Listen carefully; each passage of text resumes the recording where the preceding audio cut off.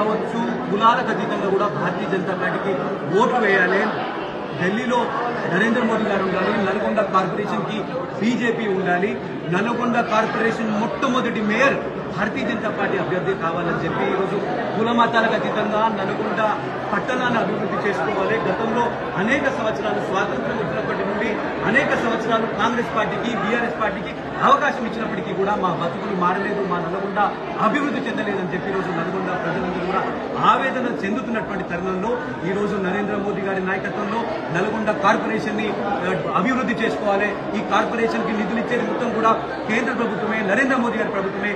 ఈ యొక్క కాంగ్రెస్ పార్టీ నరేంద్ర మోదీ గారు ఇక్కడికి నిధులు ఇస్తా ఉంటే వాటిని దారిని వల్లించి కమిషన్ల కోసము కబ్జాలకి కక్కుర్తి పడుతూ ఉన్నటువంటి ఈ యొక్క కాంగ్రెస్ పార్టీని బొందబెట్టాలని పెద్ద సంఖ్యలో యువత వస్తా ఉన్నారు. నేను చేతులు జోడించి నల్గొండ ప్రజలందరూ కూడా విజ్ఞప్తి చేస్తా ఉన్నాను. మన తలరాతను మారాలి, మన భావితరాలు బాగుండాలంటే మీరు ఈసారి ఒక్కసారి భారతీయ జనతా పార్టీకి అవకాశం ఇస్తే ఈరోజు మచ్చలేని మహారాజుగా నరేంద్ర మోదీ గారు ఏ రకంగా ప్రభుత్వం నడుపుతా ఉన్నారో అలాంటి ఒక శ్రీరామ రాజ్యాన్ని కూడా నల్గొండకు తీసుకొచ్చి నల్గొండ పట్టణాన్ని తెలంగాణ రాష్ట్రంలోనే ఒక సూపర్ స్మార్ట్ సిటీగా అభివృద్ధి చేసి కేంద్రం నుండి వేల సంఖ్యలో నిధులు తీసుకొస్తుంది భారతీయ జనతా పార్టీ.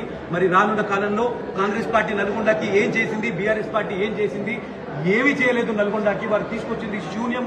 మరి నల్గొండ భారతీయ జనతా పార్టీ నల్గొండ ప్రజలకి ఏమి చేస్తుంది కార్పొరేషన్ గెలిపించినాక కూడా ఒక క్లియర్ మేనిఫెస్టో. మరి మోదీ గారి గ్యారంటీ అనంటే దానికి ఒక వారంటీ ఉంటది. మరి ఈ యొక్క కాంగ్రెస్ పార్టీ ఎలక్షన్ల ముందు అన్ని హామీలు ఇస్తుంది, ఏవి నెరవేర్చదు.